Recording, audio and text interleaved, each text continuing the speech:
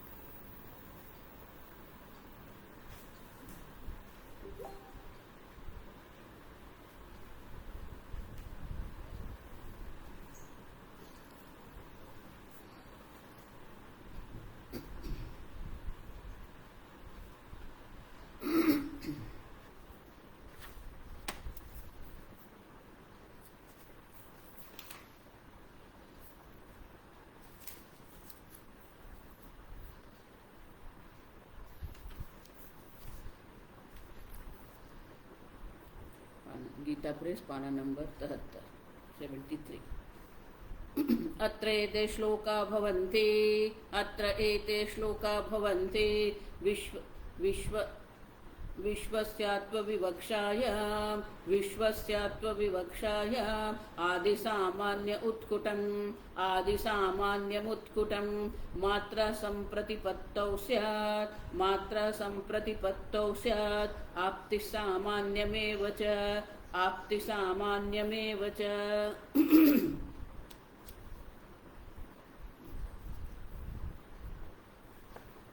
अत्रैते श्लोकाः भवन्ति। शंकराचार्य जी कहते गौड़पादाचार्य जीए आ प्रकारे આપણે જે મંત્રો જોયા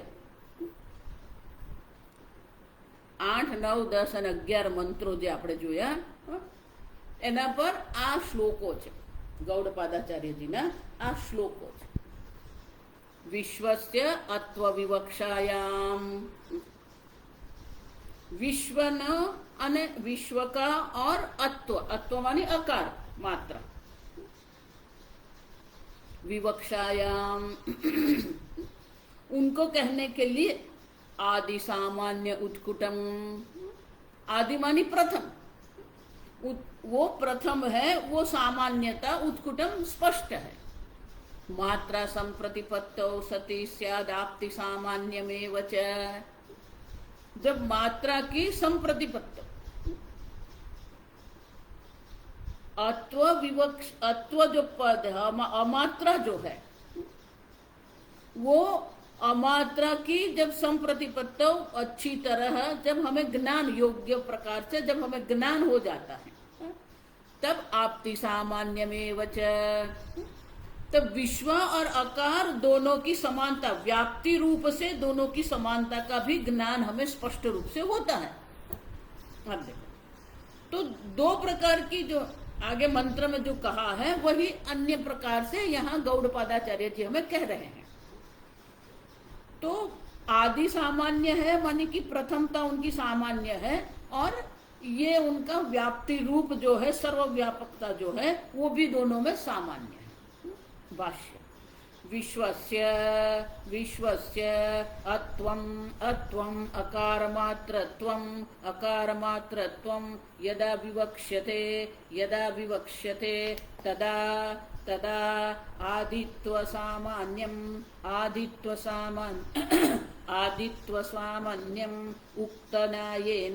उक्तन्यायेन उत्कटम् उद्भूतं दृश्यते इत्यर्थः अत्वविवक्षायाम् इति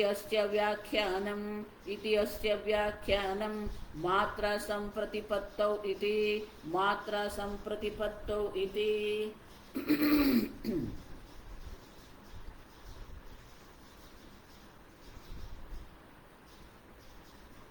पादानां मात्राणां पादान।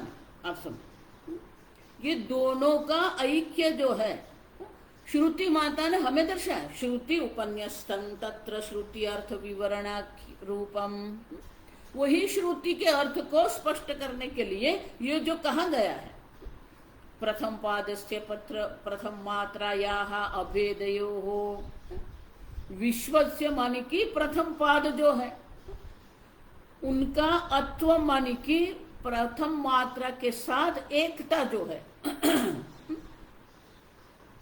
विश्वस्य अत्वम् अकार मात्रत्वम् यदा विवक्ष्यते तो दोनों के ऐक्य कहने की विवक्षा है। तदा तदा आदित्व सामान्यम उक्त न्यायेन उत्कुटम उद्भूतम दृश्यते इत्यर्थः वो स्पष्ट रूप से हमें दिखता है कि विश्व जो है वो प्रथम पाद है अकार प्रथम मात्रा है और इसलिए दोनों में सामान्य होने से एकत्व सिद्ध है। उत्कुटम माने वो देख रहा है स्पष्ट है। अत्व विवक्षायाम इति अस्य व्याख्यानम अत्र विवक्षायाम माने कि उनकी हम व्याख्या करते हैं। विवक्षायाम माने कि हम व्याख्या उनकी करते हैं। अब क्यों मात्रा संप्रतिपत्तौ इति अत्व का जो है आप समझो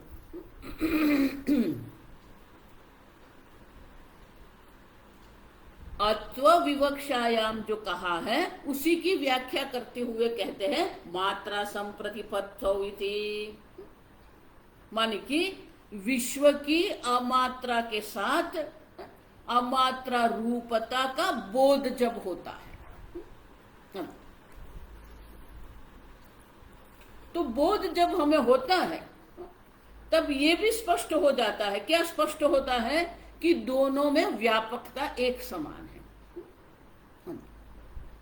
तो पहले प्रथम है ये सामान्य हो गया, बाद में जब हमें मात्रा के बारे में समझ आती है, मात्रा अमात्रा क्या है वो समझते हैं हम। जैसे अकार जो है सर्ववाणी में व्याप्त है, उसी प्रकार से ये जो विश्व जो है ये स्थूल जगत में व्याप्त है। तो इसीलिए शंकराचार्य जी भाष्य लिखते विश्वस्य अकार मात्रत्वं, विश्वस्य अकार मात्रत्वं यदा संप्रतिपद्यते, यदा संप्रतिपद्यते इत्यर्थः, इत्यर्थः आप्ति सामान्यमेव, आप्ति सामान्यमेव च उत्कटम, उत्कटम इति अनुवर्तते च शब्दात्, इति अनुवर्तते च शब्दात्। विश्वस्य अकार मात्रत्वम यदा संप्रतिपद्यते, जब विश्व का अकार मात्र रूपता का जब ज्ञान हो जाता है, तदा आप्ति सामान्यमेव च उत्कुटम। शंकराचार्य जी कहते हैं उत्कुट शब्द जो है वो पहली पंक्ति में जो यहां भी लाना पड़ेगा। अनुवर्तते माने कि यहां भी उनको प्रयोग करना है। तो जिस प्रकार से आदित्व जो है वो सामान्य है, वो स्पष्ट होता है, उसी प्रकार से जब विश्व का आकार मात्र रूपता का ज्ञान होता है तब ये आपती सामान्य जो है वो भी हमें स्पष्ट हो जाती है। तो आपती मानी सर्वव्यापक है। अब समझो, आप जो विश्व है वो सर्वव्यापी विराट है। अगर वो समझ में नहीं आ रहा है तो अकार मात्रा में हम ये अकार मात्रा में अध्यारोप करके हम ये चिंतन करते हैं।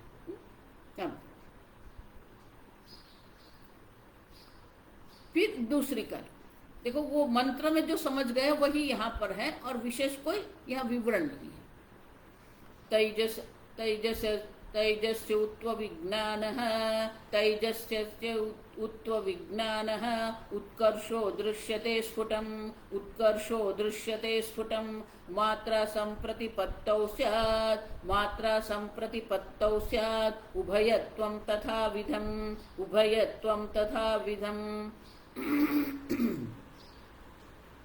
भाष्य तैजसस्य तैजसस्य उत्व विज्ञानः, उत्व विज्ञानः उकारत्व विवक्षायाम्, उकारत्व विवक्षायाम् उत्कर्षः, उत्कर्षः दृश्यते स्फुटं स्पष्टमित्यर्थः, दृश्यते स्फुटं स्पष्टमित्यर्थः।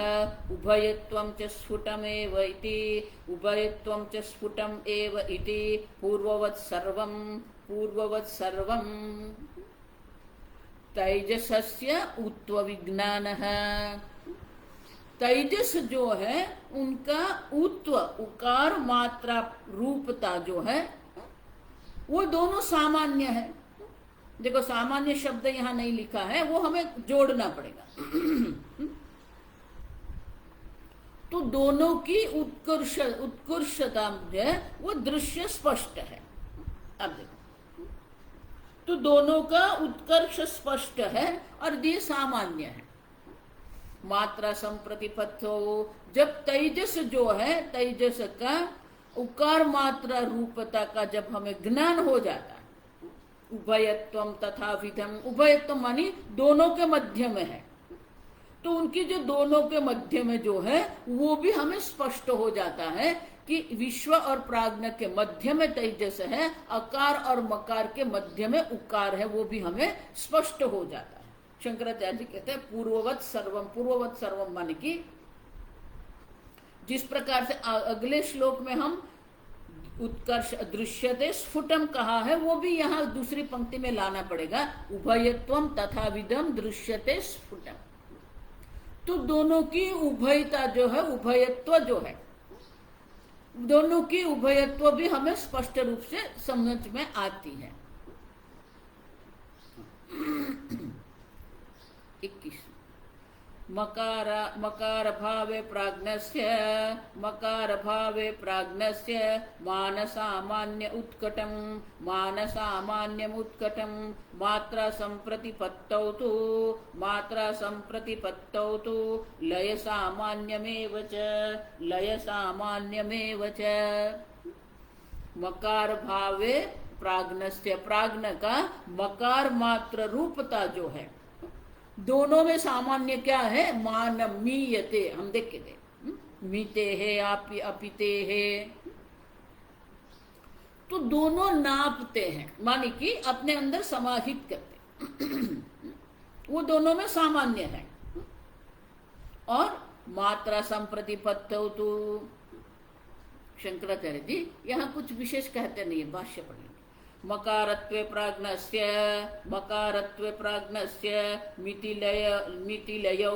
मितिलयौ उत्कृष्टे सामान्ये इत्यर्थः मितिलयौ उत्कृष्टे सामान्य इत्यर्थः। सामान्य शब्द जो है, मान सामान्यम लय सामान्यम, दो प्रकार की समानता है। सामान्य माने समानता, समानता दो प्रकार की जो है, मान रूप में और लय रूप में जो समानता है, और दो है, द्विवचन है, इसलिए मिति लयो दो है, रामः रामो रामः। उसी प्रकार से मिति लयो, तो ये द्विवचन है, इसलिए उत्कृष्ट लय भी द्विवचन है, सामान्य ये भी द्विवचन है। तो मकारत्व प्राज्ञस्य मितिलय उत्कृष्टे, प्राज्ञ का मकार मात्र रूप तक का जब ज्ञान होता है तो ये मिति नापना और अपने अंदर समाहित करना, लय जो है, ये दोनों समान रूप से है। अब देखो इस प्रकार से तीनों मात्रा जो है, तीन पाद का तीन पादों का तीन मात्राओं के साथ एकत्व हमें दर्शाया, समानता हमें दर्शाई। तो ये समानता जो हमें दर्शाई है, उससे क्या होगा? तो आगे के देखो, ये तीन कारिका के द्वारा तीन मंत्र हमें दर्शाए, अब उनका विवरण कर रहे हैं। 22वें कारिका में उनका विवरण करते हैं। त्रिषु धामसु यत्तुल्यं सामान्यं वेत्ति निश्चितः सपूज्य सर्वभूतानां वन्द्यश्चैव महामुनिः।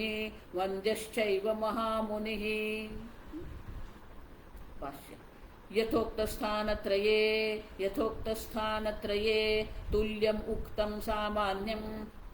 उक्तं सामान्यं वेत्ति एवं एव एतद् इति निश्चितः यः सः पूज्यः वन्द्यश्च ब्रह्मविद्लोके भवति।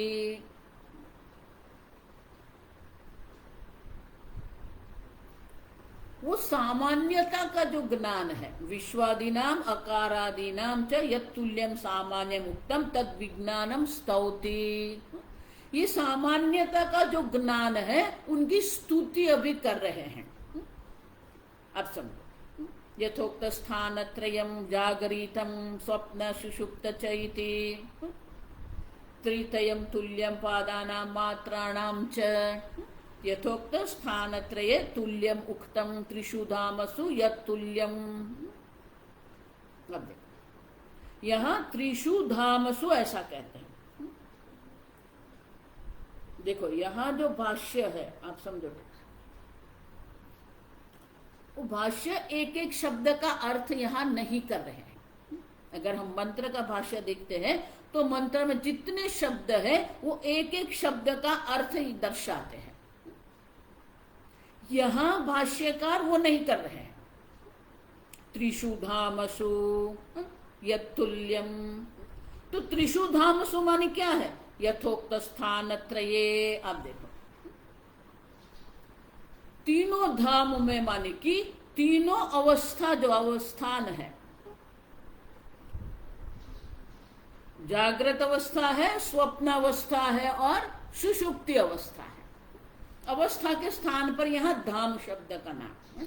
त्रिषु धामसु मानी यथोक्त स्थान त्रये यत्तुल्यम सामान्यम वेत्ति। जो ये सामान्यता को जानता है, निश्चित है, निश्चय पूर्वक जो ये जानता है। आप देखो, तो निश्चय पूर्वक जब ये सामान्यता का हम समझते हैं, सह पूज्य सर्वभूतानां वन्द्यश्चैव महामुनिः। सह महामुनिः सर्वभूतानां पूज्य है वन्द्यश्च एव। अन्वय, वो जो महामुनि है, क्यों महामुनि है? क्योंकि वो चिंतन करते हैं। मनन चिंतन करने वाले जो है उसे हम मौनी कहते हैं, मननशील मुनि। और महामुनि मानी कि ये महत तत्व जो ब्रह्म तत्व का जो चिंतन कर रहे हैं, इस प्रकार से जो उपासना करते हैं। आप समझो ठीक से, विश्वपाद जो है उसका आकार मात्र रूपता का जो ध्यान करता है, उसी प्रकार से तेजस पाद का जो है वो उकार रूपता का, वो उकार मात्रा रूपता का जो ध्यान करता है, उसी प्रकार से प्राज्ञ का मकार मात्र रूपता का जो ध्यान करता है। मुनि ही माने मननशील। उस प्रकार से जब वो ध्यान करते हैं और ध्यान के कारण वेत्ति निश्चित सामान्यम, तो ये समानता का जब दर्शन वो करते हैं, तब संपूर्ण सर्वभूतों में वो पूज्य हो जाते हैं, वंदन करने योग्य हो जाते हैं। तो ये शंकराचार्य धीरे से कहते हैं, भले ये कारिका में कहते सर्वभूतान, अब तो सर्वभूतों में क्या वो हो जाएंगे? तो बोले ब्रह्मवित लोके महामुनि ही, वो ब्रह्मवित है। ब्रह्मविद जो है वो ब्रह्मविद लोके सर्वलोक में वंद्य हो जाएंगे, पूज्य हो जाएंगे। पूज्य हो जाएंगे मानी जहां जहां पूजा हो रही है वो सब उनकी ही पूजा हो रही है, क्योंकि वो सब है अपनी सामान्यता का, माने कि सर्वव्यापकता का ज्ञान जिसको हो गया है, अब अपने उत्कर्ष का जिसको ज्ञान हो गया है, अपने का सबका लय करने वाला ब्रह्म मैं हूं, इस प्रकार से जिसको ज्ञान हो गया है, तो ये सामान्य का जो ज्ञान है, वो ज्ञान का जब वो चिंतन करते कि ये मैं हूं, देखो ये अहंग्रह उपासना जैसा है। आप समझो, विश्व का अमात्र रूपता मानी क्या है? आप ही विश्व है। विश्व क्या है? जागृत स्थान है, विश्व है। जागृत अवस्था अभिमानी जो विश्व आप है, तेजस मानी स्वप्न अवस्था अभिमानी जो आप है, प्राज्ञ मानी सुषुप्ति अवस्था अभिमानी आप है। ये विश्व तेजस प्राज्ञ कोई अन्य वस्तु नहीं है, वो आप ही है। आप इस प्रकार से जब अपने बारे में चिंतन करते हैं, अब समझो, महामुनि जो ब्रह्मविद है वो करेंगे, मानी वो भी कैसे करेंगे? ये मैं हूं ऐसे ही करेंगे। विश्व जो है, आपने अपने बारे में जो विश्व बना के रखा है, वो विश्व का आकार रूपता जो है, आकार मात्र रूपता का ध्यान जब करते हैं, तेजस का हम उकार मात्र रूपता से ध्यान करते हैं, और प्राज्ञ का मकार रूपता मात्र से जब हम ध्यान करते हैं, हम देख के गए ब्रह्म प्रधानता क्या है? ब्रह्म ध्यान जो है वो प्रधानता है। अब तो ब्रह्म ध्यान इस प्रकार से जब वो अपने अयम आत्मा ब्रह्म, तो ये आत्मा के 3 पाद और ओमकार के 3 मात्रा का ये सामान्यता का जब वो ध्यान करते हैं, इस प्रकार से वो सामान्य है, आप समझो। तो व्यापकता का जो वो ध्यान करते हैं, उत्कर्षता का वो ध्यान करते हैं, मानता मिते है, आप देखो। तो मानता का मन कि ये सबको मेरे अंदर में समाहित करने वाला हूं, लयश्च, मेरे अंदर ही ये सब समाहित हो जाते हैं। तो संपूर्ण विश्व जो है वो आपके अंदर ही समाहित, लय सामान्यम, हम देखेंगे। अकार उकार जिस प्रकार से मकार में लय हो जाता है, उसी प्रकार से विश्व और तेजस का प्राज्ञ में लय हो जाता है। तो ये सब लय हो रहा है, इस प्रकार से जब आप ध्यान करेंगे, अब समझो। तो वो जो ब्रह्मविद जो अपने को जो ब्रह्म स्वरूप जानता है, महामुनि जो है, वो सबके लिए पूज्य वंद्य हो जाएंगे। स्वामी जी हमेशा कहते कि आपको कहीं से वो मान का मांगने की, सम्मान की मांगने की इच्छा नहीं है, वो अपने आप मिलता है।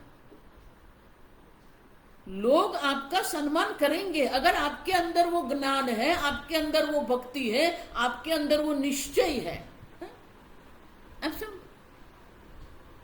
हमेशा स्वामी जी कहते थे हमें, don't demand the respect, you earn the respect. आपका व्यक्तित्व ऐसा है कि लोग आपका सम्मान करेंगे। आपका व्यवहार ऐसा है, आपका व्यक्तित्व ऐसा, आपकी वाणी ऐसी है कि लोग आपका सम्मान करेंगे। और जिसको ये ब्रह्म ज्ञान होता है, जो ये सामान्यता का जो ज्ञान जिसको हो जाता है, देखो अभी तो सामान्यता का ही ज्ञान हुआ है, आप समझो ठीक से ही, अभी पूर्णतः ब्रह्म ज्ञान तो हुआ ही नहीं है। लेकिन जो ये सामान्यता का ध्यान करते हैं, अपने अंदर ही सबको समाहित हुए देखते हैं, वो भी ये जगत पे पूज्य हो जाते हैं। सब लोग उनका सम्मान करेंगे। अब मांगना नहीं पड़ेगा सम्मान आपको, आप इस प्रकार से चिंतन करेंगे आपके बारे में, आप जो है, मैं विश्व नहीं हूं, मैं सर्वव्यापी हूं, मैं एक शरीर में नहीं हूं, मैं सर्वव्यापी हूं, आपते ही, आप देखो। उसी प्रकार से तेजस में जो उकार मात्र रूपता का हम दर्शन करते हैं, स्पष्ट रूप से समझते हैं और उस प्रकार से ध्यान करते हैं, उत्कर्ष है, आप देखो।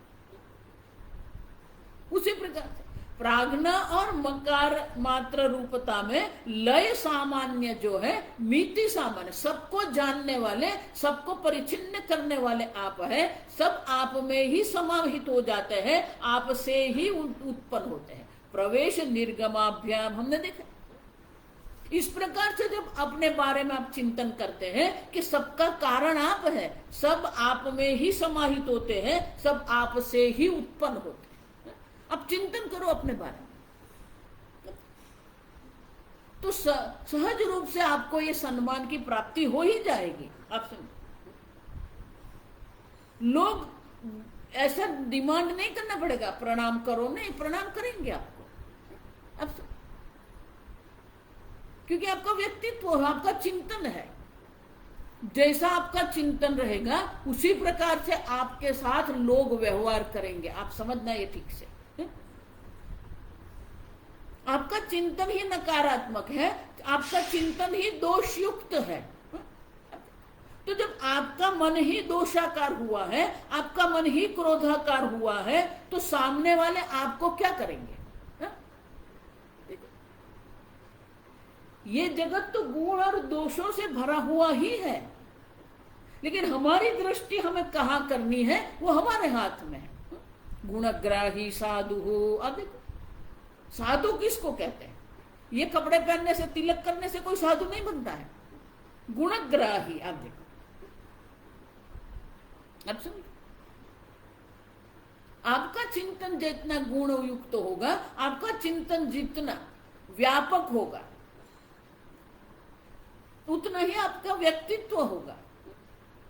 आप समझ, आप अल्पता में बैठे हैं, आप दोष चिंतन कर रहे हैं, तो आपका व्यक्तित्व भी अल्प है, आपका व्यक्तित्व में वही अभिव्यक्त होगा।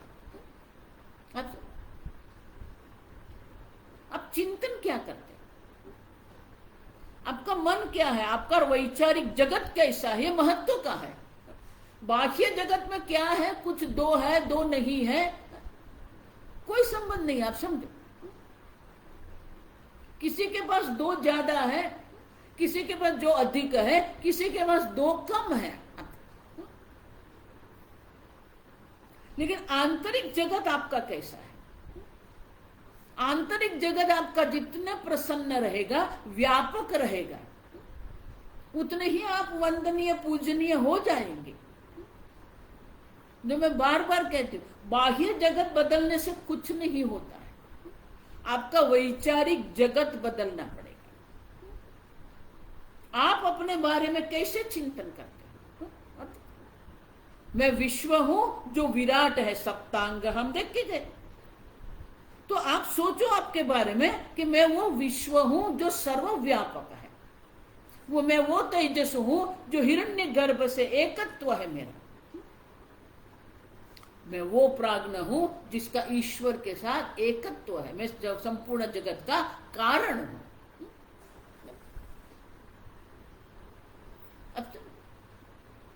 इसलिए स्वामी जी कहते थे, you are as big as you think about yourself. आप अपने बारे में क्या सोचते हो, क्या विचार करते हो, ये महत्व का है। अन्य लोग आपके बारे में क्या सोचते हैं, आपको कितना सम्मान देते, ये महत्व का नहीं है। आप अपना सेल्फ रिस्पेक्ट जिसको हम कहते हैं, आप अपने आप को सम्मान करते हो कि नहीं? आत्मसम्मानीय आप है कि नहीं? अगर आत्मसम्मान ही नहीं है तो अन्य कैसे आपको सम्मान देंगे? आप ही अंदर से अप्रसन्न है, दुखी है, आप ही अंदर से दोष युक्त है, दोषाकार वृत्ति करते रहते हैं, तो बाह्य लोग भी क्या करेंगे? वही करेंगे। आप समझे? एक बार एक व्यक्ति मेरे पास आया, बोले स्वामी जी लोग मेरे साथ ऐसा करते हैं। मैंने कहा ये आपकी सोच है, आप समझ, आपकी जैसी सोच होगी वैसे ही सामने वाला आपके साथ व्यवहार करेंगे, आपके व्यक्तित्व में वो अभिव्यक्त तो होगा। आप समझ रहे हो मैं क्या कह रही हूं? आप अंदर से अप्रसन्न दुखी है तो आपका दुख आपके व्यक्तित्व में, आपकी आंखों में, आपके व्यवहार में प्रकट होगा। आप अंदर से असंतुष्ट है तो वो संतोष आपके व्यक्तित्व में अभिव्यक्त होने वाला ही है। और इसलिए कहते हैं सामान्यम यह वेत्ति निश्चितः वेत्ति। ये सामान्यता जो निश्चय पूर्वक जो जानता है वो अपने बारे में इस प्रकार से जब सोचता है तो वो अवश्य सम्मानीय हो जाएंगे, अवश्य वंदनीय हो ही जाएंगे। मैंने कहा ना कि ये सब अवान्तर फल है, मुख्य फल नहीं है, ये सहजता से हो जाता है। स्वामी जी सबके लिए सम्मान्य होने के लिए आज से मैं ऐसा ध्यान करूंगा, नहीं, ये मुख्य फल नहीं है। आप समझो, ये अवान्तर फल है।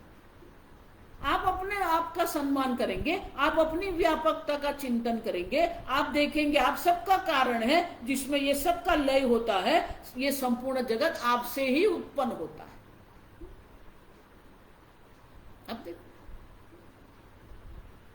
आप ही संपूर्ण जगत को सत्ता स्फूर्ति प्रदान कर रहे हो, सबका अधिष्ठान भी आप है, सबका साक्षी भी आप ही है। इस प्रकार से जगत कारणता जो आप में है, अगर आप ये समझ रहे हैं तो लोग सहज रूप से आपका सम्मान करेंगे। कहीं पर ये डिमांड कर मांगने की जरूरत नहीं पड़ेगी आपको। अब समझो, तो ये जो अवान्तर फल दर्शा रहे हैं वो इसीलिए दर्शा रहे हैं कि जब आप अपना सम्मान करेंगे, आपकी व्यापकता आएगी, आपके विचार में व्यापकता आएगी, आपके स्वरूप में व्यापकता आएगी, तो सहज रूप से ही आप वंदनीय बन जाते हैं।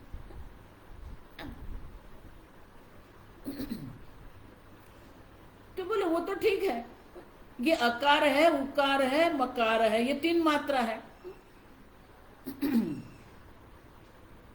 तो बोले इससे क्या होता है?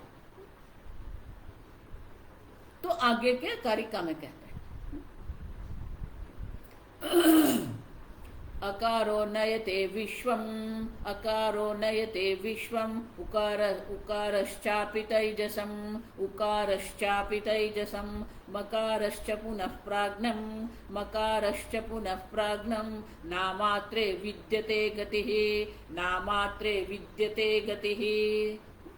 पूर्वोक्त सामान्य ज्ञानवतः ध्यान निष्ठस्य फल विभागम दर्शयति। पहले जो फल दर्शाया है, ध्यान निष्ठ जो है, सामान्यता का ध्यान करने में जो निष्ठ है। देखो ये ध्यान एक दिन की बात नहीं है, जब एक दिन की बात नहीं है। मैं पुनः पुनः आपको कहती रहती हूँ। आप सोचेंगे आज मैंने 10 माला जप कर दिया, भगवान आके खड़े हो जाएंगे, नहीं।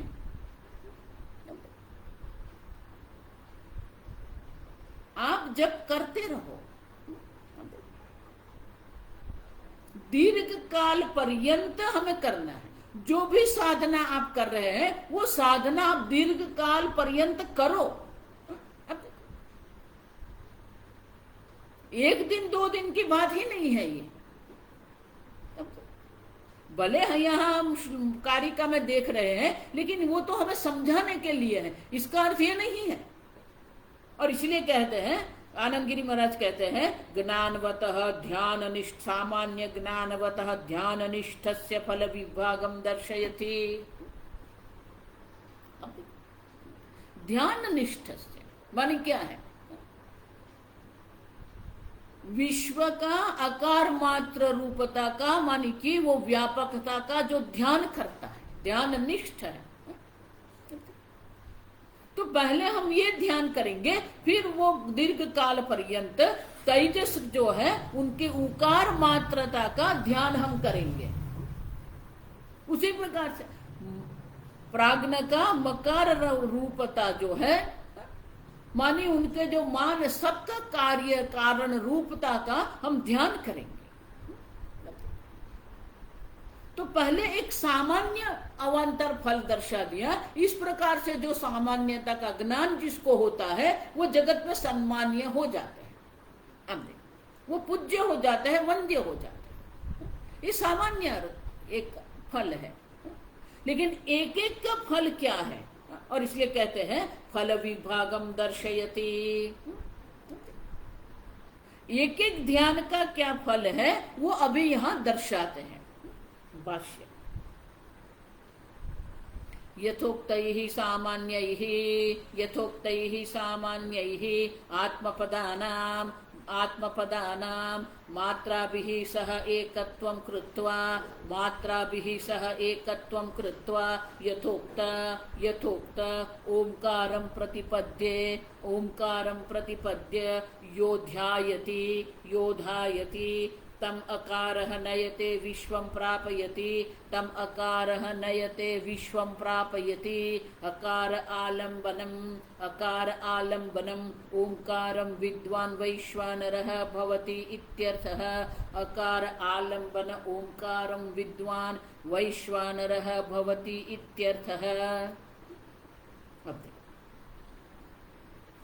यथोक्तैः सामान्यैः आत्मपदानां, आत्मपदानां माने आत्मा माने मैं हूं। अब देखो विश्व आप है, अब विश्वपाद जो है उनका मात्रा के साथ सामान्यता जो यथोक्तैः सामान्यैः आगे जो कही गई है वो सामान्यता के कारण पादानां मात्राभिः स एकत्वं कृत्वा, एकत्व करके यथोक्त ओंकारम प्रतिपद्य यह ध्यायति। इस प्रकार से जो ध्यान करता है, अब ओंकार की अकार आदि जो मात्रा है वो मात्रा को जान के क्रमशः एकत्व, आप देखो क्रमशः वो जब वो ध्यान करते हैं तो पहले ध्यान किसका करेंगे? अकार है, विश्व का, विश्वपाद का अकार मात्रा से सामान्यता का वो जब ध्यान करते हैं, अकारः नयते विश्वम प्रापयति, अकार मात्रा जो है उसे विश्व की प्राप्ति करवाता है। आप समझो, अकारः नयति मान क्या है? अकार उनको प्राप्त करवाता। तो बोले उनका अर्थ क्या हुआ? अकार आलंबनम ओंकारम विद्वान। अकार का आलंबन, ओंकार का जो अकार है वो अकार का आलंबन लेकर वो ओंकार का जब ध्यान करता है तब वैश्वानरः भवति इत्यर्थः। तो वो सर्वव्यापी वैश्वानर विराट स्वरूप बन जाता है, मान कि वो अपने आप को विराट समझता है। उसी प्रकार तथा उकारस्तैजसम, तथा उकारस्तैजसम, मकारश्चापि पुनः, मकारश्चापि पुनः, प्राज्ञं प्राज्ञं च शब्दात् नयते इति अनुवर्तते, शब्दान् नयते इति अनुवर्तते।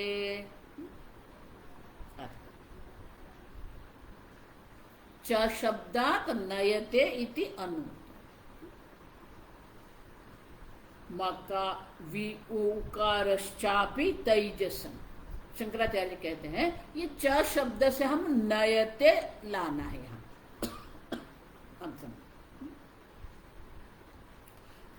मकारश्च, च शब्द से हमें यहाँ नयते शब्द लाना है, अनुवर्त।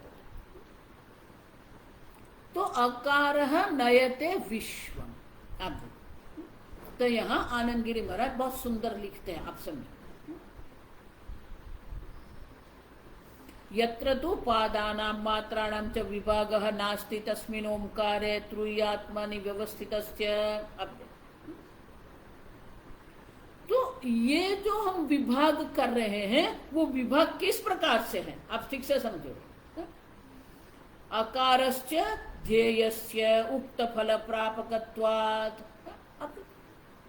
तद आलंबनम तत्प्रधानम इति यावत्।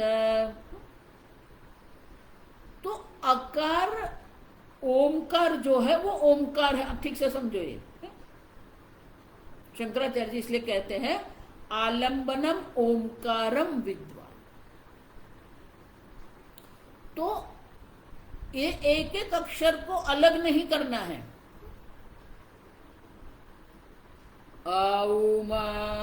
ऐसा नहीं करना है। बहुत सारे लोग इस प्रकार का ध्यान करवा रहे हैं, यूट्यूब पर सब मिल जाएगा आपको। मैं ओमकार का ध्यान करता हूं, कैसे? औम औम, ये ध्यान नहीं है। अब सब ओमकार तो ओमकार ही है, लेकिन वो ओमकार का प्रतिपद्य अकार आलंबनम ओमकारम विद्वान। आप समझ रहे हो? अकार आलंबनम मानी क्या है? तत्प्रधानमिति यावत्। अकार प्रधान ओंकारम ध्यायतः। समझ रहे हो? आनंदगिरी महाराज कहते हैं कि अ अलग से नहीं ध्यान करना है, वो अलग से ध्यान नहीं करना है, म अलग से ध्यान नहीं करना है। विश्व तेजस प्राज्ञ जिस प्रकार से अलग है उस प्रकार से अ और म को अलग नहीं करना है हमें। आप समझो, ये यहां नहीं कहते हैं। और इसीलिए कहते हैं अकार अकार आलंबनम ओंकार। शंकराचार्य जी कहते हैं कि अकार आलंबनम ओंकार मानी क्या है? अकार प्रधानम ओंकार। मानी जब हम ओंकार का उच्चारण करते हैं तो वहां प्रधानता किसकी रहेगी? अ पर रहेगी। आप समझ रहे हो? औम अलग नहीं करना है, ओंकार ही है। हम देख के गए उच्चारण। तो ओंकार का जब हम ध्यान करते हैं उसमें प्रधानता किसकी रहेगी? अकार की प्रधानता रहेगी। और इसलिए आनंद गिरी महाराज कहते हैं अकारस्य ध्येयस्य उक्त फल। किस प्रकार से? अकार प्रधानम ओंकारम ध्यायतः यथा। अकार की प्रधानता से हम ओंकार का जब ध्यान करते हैं, कभी भी अ उ और म तोड़ के नहीं बोलना है। ये ठीक से समझ। वैश्वानर प्राप्ति ही, वैश्वानर मानी कि समष्टि स्थूल शरीर जो है विराट की प्राप्ति होती है, मानी कि वो विराट भाव की प्राप्ति करते हैं। अकारः नयते विश्वम, तो ये विश्व की प्राप्ति करवाते हैं। आप देखो तो इस प्रकार से अकार मात्रा की प्रधानता से ओंकार का जब ध्यान होता है तो वो अकार मात्रा की प्रधानता के कारण क्या है? विद्वान वैश्वानरः भवति इत्यर्थः। तब जो ध्यान करने वाला जो है उसे ये ज्ञान होता है। विद्वान माने वो जानने वाला है, उसको ये ज्ञान होता है मैं वैश्वानर हूं, मैं सर्वव्यापी वैश्वानर, माने अपनी व्यापकता का उसे ज्ञान होता है। एक शरीर में मैं नहीं हूं, यहां जो कुछ है सब मैं ही हूं। उसी प्रकार से तथा उकारः तैजसं नयते। अब देखो तो उसी प्रकार से अब देखो अकारः नयते विश्वम। तो अकार प्रधान ओंकार का ध्यान करते हैं तो वैश्वानर को प्राप्त करवाते हैं। वो ध्यान जो है वो अकारः नयते मानी अकार प्रधान ओंकार का जब ध्यान करते हैं तो वो उसे वैश्वानर की प्राप्ति करवाता है। प्रापयते माने प्राप्ति करवाता है, माने कि वो अपने सर्वव्यापकता सर्वव्यापक विराट स्वरूप को जानता है। फिर आगे कुछ कहते नहीं, आप समझना। और शंकराचार्य भी कुछ नहीं कहते हैं। मकारश्चापि तैजसम, उकारश्चापि तैजसम, मकारश्चापि पुनः प्राग्नम नयते। उकारः तैजसम नयते, मकारः प्राग्नम नयते। लेकिन क्या नयते? अब देखो तो आनंद गिरी महाराज कहते हैं तम एव ध्यायतः तैजसस्य उकार प्रधानम ओंकार आलंबनेन ध्यायतः। उकार की प्रधानता से जब ओंकार का ध्यान करते हैं तो ध्यायतः, जो ध्यान करने वाला जो है, जो तैजस है, हिरण्यगर्भस्य प्राप्ति ही भवति इति आह तथा। आप जो तेजस है, अब समझो ये अहंकार उपासना। तैजसस्य ध्यायतः, तैजसस्य ध्यान करने वाला कौन है? तेजस है।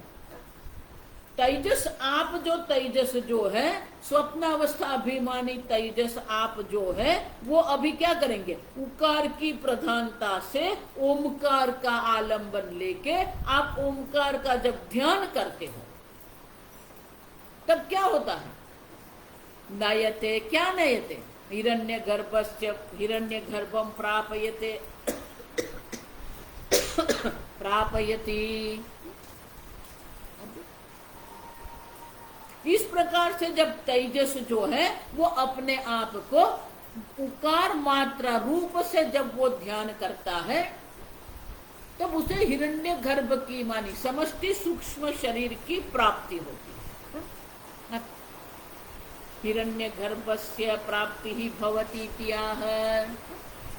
देखो आगे मैं कह के ये 1-2 दिन की बात ही नहीं है। इस प्रकार से आप दीर्घ काल पर्यंत जो तेजस आप जो है स्वप्नावस्था अभिमानी तेजस आप जो है अंतःप्रज्ञ आप जो है उनका उकार मात्रा की प्रधानता से ओंकार का जब आप ध्यान करते हो तो हिरण्य गर्भ की प्राप्ति माने की समष्टि सूक्ष्म शरीर आप है, ये ज्ञान आपको होता है। प्रापयति माने कि वो ज्ञान होता है कि समष्टि सूक्ष्म शरीर आप है। वो एकता का, सामान्यता का ज्ञान आपको होता है। उसी प्रकार से मकारश्चापि पुनः प्राज्ञम नयते, यह मकार प्रधान ओंकारम ध्यायति। उसी प्रकार से आनंद गिरि महाराज कहते हैं मकार की प्रधानता से जब हम ओंकार का ध्यान करते हैं, तस्य प्राज्ञस्य, वो जो प्राज्ञ है सुषुप्ति अवस्था अभिमानी आप जो प्राज्ञ है, अव्याकृतस्य प्राप्ति ही उक्त इत्येव आह। तो वो आप जो अव्याकृत है, सर्व के कारण रूपता का आपको ज्ञान होगा। ये सर्व का कारण मैं हूं, अव्याकृत आप है। तो विश्व जब इस प्रकार से ध्यान करेगा, आकार मात्रा की प्रधानता से ओंकार का ध्यान करता है, तो उसे ज्ञान होता है मैं विराट स्वरूप हूं। तेजस जब उकार मात्रा की प्रधानता से ओंकार का ध्यान करता है तो उसे हिरण्य गर्भ की प्राप्ति होती है। और मकार मानी प्राज्ञ, प्राज्ञ जब मकार मात्रा की प्रधानता से ओंकार का ध्यान जब वो करता है तो उसे अव्याकृत की प्राप्ति होती, माने कि सर्व का कारण मैं हूं, ये ज्ञान उससे होता है। आप समझो, तो ये फल दर्शाए। आप समझो क्यों? ध्यान कर्म है, ध्यान मानस कर्म है, और मानस कर्म होने के कारण उनके फल दर्शाते हैं। उनको वैश्वानर की प्राप्ति होती है, हिरण्य गर्भ की प्राप्ति होती है, अव्याकृत की प्राप्ति होती है। आप समझो, तो चौथी पंक्ति में कारिका में कहते हैं, गौड़पादाचार्य जी कहते हैं नामात्रे विद्यते गति ही। तो दो स्थान पर आप समझो, अकार नयते विश्वम जो कहते हैं, वो नयते शब्द कहाँ आएगा? मकारश्चापि तेजसम नयते हिरण्य गर्भे, उकारश्चापि तेजसम नयते हिरण्य गर्भे, मकारश्चापि प्राज्ञम नयते अव्याकृते। अब तो नयते शब्द जो है वो दो स्थान पर आएंगे। आप समझो, अनुवर्तते शंकराचार्य जी कहते हैं ना, च शब्द के द्वारा ये नयते जो है वो क्रियापद का अनुवर्तन हमें यहाँ करना पड़ेगा। तो दो स्थान पर नयते आएगा। आप समझो, अब तो ये नयते माने कि उनको ये प्राप्ति होती है माने उनकी गति है, कर्म फल है वहां। लेकिन चौथे पाद में गौड़पादाचार्य जी कहते हैं न अमात्रे विद्यते गति ही, अमात्र में कोई गति नहीं है, कोई कर्म फल नहीं है, वो ज्ञान मात्र है। और इसीलिए शंकराचार्य जी उसके ऊपर भाष्य लिखते हैं, क्षीणे तु मकारे, क्षीणे तु मकारे बीज भाव क्षयात्, बीज भाव क्षयात्, अमात्रः ओंकार, अमात्रे ओंकारे, अमात्रे ओंकारे गतिः न विद्यते, गतिः न विद्यते, क्वचिद् इत्यर्थः, क्वचिद् इत्यर्थः।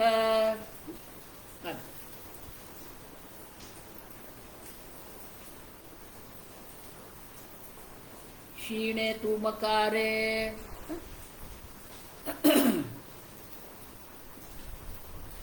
क्षीणे तु मकारे बीज भाव क्षयात्। तो क्या होगा? आगे का दो देखना पड़ेगा, आप समझो ठीक से। स्थूल प्रपंच जागरितम विश्व च इत्येतत् त्रियतम अकार मात्रम, सूक्ष्म प्रपंच स्वप्न तेजसः चेत् एतत् त्रितयम उकार मात्रम।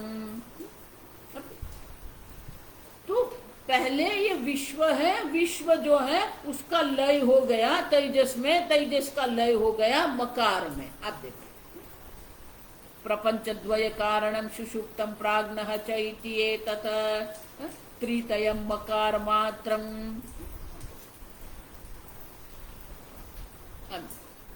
तो पहले जो है स्थूल प्रपंच जागृतम विश्व है, व्यापकता संपूर्ण स्थूल जगत मैं हूं। उसी प्रकार से सूक्ष्म प्रपंच है। अब देखो, और दोनों का प्रपंच द्वय कारणम सुषुप्तम प्राज्ञः च इति एतत् त्रितयम् मकार मात्रम तत्रापि पूर्वम पूर्वम उत्तर उत्तर भावम आपद्यते। अकार मात्रा के रूप में, मानी कि वैश्वानर के रूप में जब ये विश्व चिंतन करता है तो उसे वैश्वानर की प्राप्ति होती है। अब वो जो है उनका लय कहाँ करेंगे हम? सूक्ष्म प्रपंचे।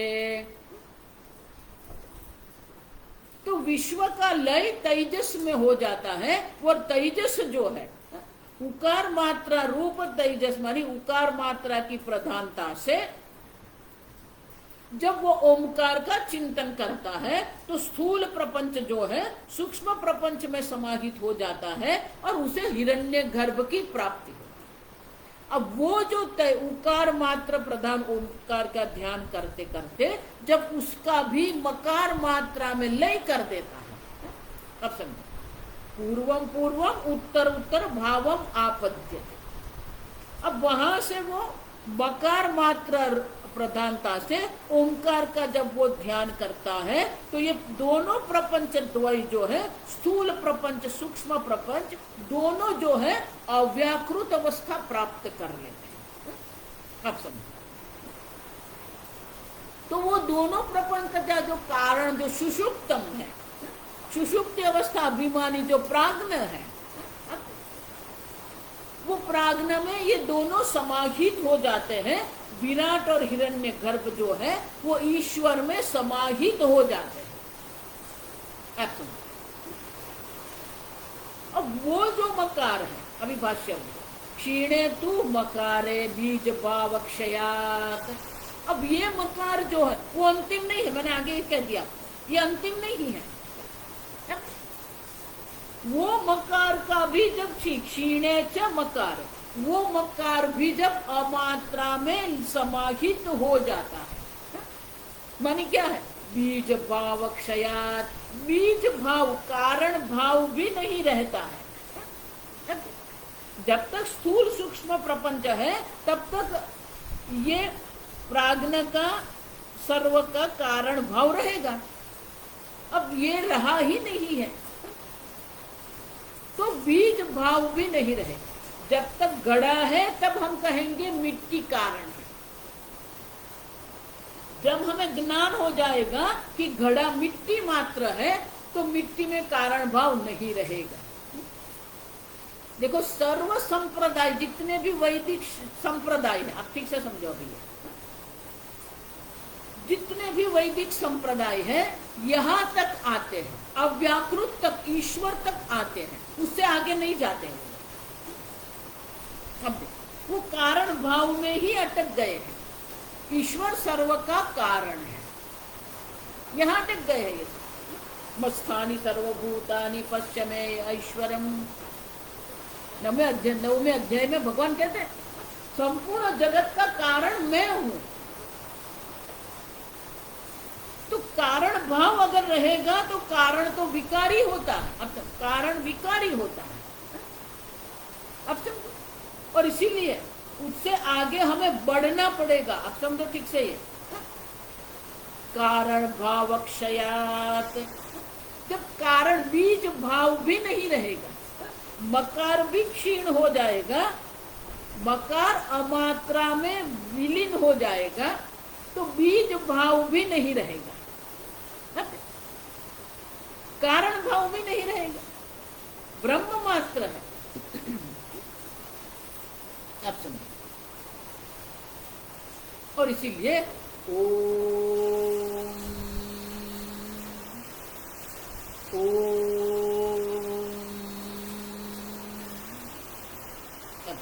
तो दो ओमकार के बीच में अमात्रा है, माने कुछ भी नहीं है। अमात्रा माने मात्रा नहीं है, आप समझो। मात्रा न विद्यते इति अमात्र, मात्रा ही नहीं है। न वैश्वानर है, न हिरण्यगर्भ है, न अव्याकृत है,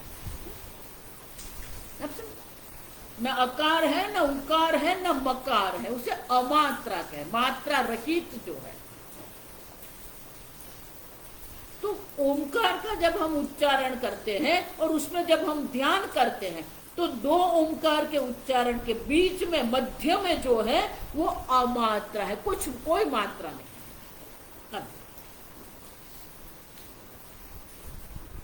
तो अमात्र ओंकार का जब हम ध्यान करेंगे, क्षीणे तु मकारे बीज भाव क्षयाद अमात्रे ओंकारे गति ही न विद्यते क्वचित। जब अमात्र ओंकार का जब हम ध्यान करेंगे तो वहां कोई गति नहीं, कोई कर्मफल नहीं है, क्योंकि वो आपका स्वरूप है। वो आपका स्वरूप है, वो आप है, आप समझो। तदेवं सर्वं ओंकार मात्रमिति ध्यात्वा स्थितस्य यत् एतावन्तं कालम् ओम इति रूपेण प्रतिपन्नं तत्परिशुद्धं ब्रह्म इत्येव आचार्य उपदेश। तो शंकराचार्य जी यहाँ कुछ विशेष नहीं कहते हैं, गति ही न विद्यते ये कहते हैं। उनका अर्थ क्या है वो आनंदगिरी महाराज हमें समझाते हैं, वो हम कल देखेंगे। ओम असतो मा सद्गमय तमसो मा ज्योतिर्गमय मृत्योर्मा अमृतंगमय। ओम पूर्णमदः पूर्णमिदं पूर्णात् पूर्णमुदच्यते पूर्णस्य पूर्णमादाय पूर्णमेवावशिष्यते। ओम शांति शांति शांति। हरिः ओम। श्री गुरुभ्यो नमः। हरिः ओम।